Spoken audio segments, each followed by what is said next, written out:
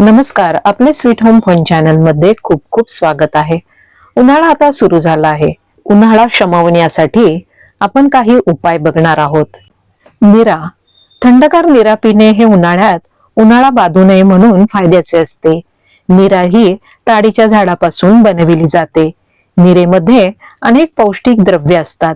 शिवाय ती उत्कृष्ट मूत्रल म्हणजे मूत्राचे प्रमाण वाढविणारी आहे. तोंडावर सूज येणे, लघवीची आग होणे, उन्हाळी लागणे या मूत्रविकारावर नीरा प्यायल्याने लाभ होतो. घसा कोरडा पडणे, वारंवार तहान लागणे हेही नीरा प्यायल्याने कमी होते. उन्हाळ्यात जी शीतद्रव्ये पिण्यासाठी वापरली जातात त्यामध्ये नीरा हे सर्वोत्कृष्ट पेय आहे. लहान बालकांपासून ते वृद्धांपर्यंत सर्वांनाच नीरा आरोग्यदायी आहे. नीरा ताजी प्यावी.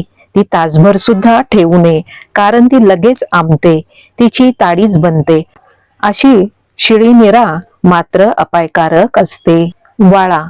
वाळ्याला संस्कृत मध्ये उशीर असे नाव आहे. वाळा हे एक तृण आहे. वाळ्याचे गवत असते व त्याची मुळे सुगंधी असतात. वाळा हा उत्तम शीतगुणाचा म्हणजे थंडावा उत्पन्न करणारा असतो.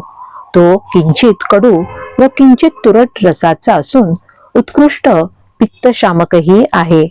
एक उत्कृष्ट सुगंधी द्रव्य म्हणूनही याचा वापर केला जातो. हातापायाची आग होणे, डोळे जळजळणे, लघवीच्या वेळी आग होणे, उन्हाळे लागणे अशा सर्वच लक्षणांसाठी वाळा उपयुक्त ठरतो.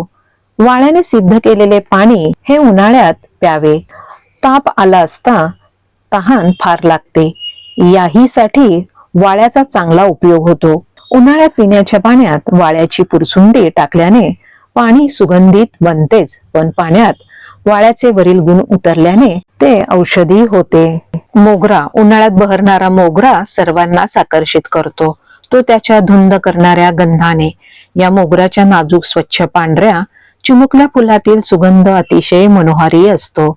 12 महिने काही मोगरा बहरत नाही, पण अत्तराच्या रूपाने कायम आपल्या जवळ राहतो. त्याच्या सुगंधापासून बनविलेले अत्तर, टॉयलेट सोप, रूम फ्रेशनर यासाठी वापरतात.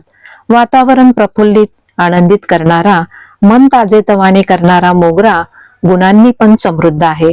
तो पित्तशामक आहे. पाण्यात मोगऱ्याची फुले टाकून बनणारे सुगंधी जल प्याल्याने कडक उन्हाचा त्रास जाणवत नाही व मन प्रसन्न होते. असे सुगंधी जल औषधी असते. हे पाणी स्नानासाठी वापरतात. त्यानेही शरीराची दाहकता कमी होते. शरीर व मन प्रसन्न होते.